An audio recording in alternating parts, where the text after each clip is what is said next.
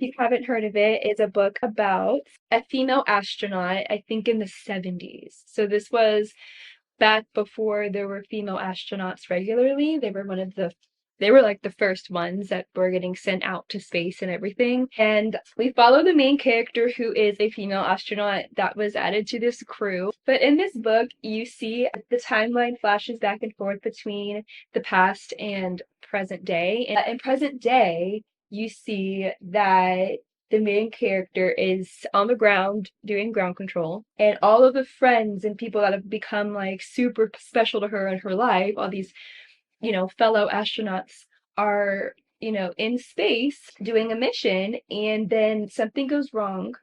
Something damages the spacecraft, and they're stuck in space basically, and they're trying to figure out how to get these astronauts home safely. Okay.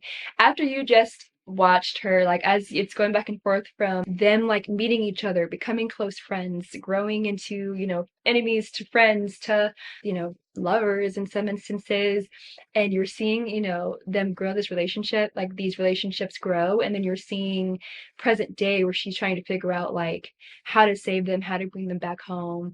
You get to see if all of them make it or not, if any of them make it or not. And it is just such a gripping story. The whole time I was like on the edge of my seat because, you're wondering like who's going to make it, what's going to happen, but then you're also seeing go through all the training, astronaut training, and dealing with things in her personal life with her sister and her niece. And oh my gosh, you see her deal with her sexuality. You see her just, following her dream of loving space and stars and becoming an astronaut of all things. And it's just the coolest book ever. I just trust Taylor Jenkins Reid at this point. I've read a lot of her books. A lot of those books, like Malibu Rising, for instance, is about a surfer. And I've never surfed in my life. So I didn't pick up that book for a long time. But then I realized, like, you know what? I trust this author. I feel like no matter what she's writing about, even if I feel like I can't relate to that topic at all, my battery's about to die.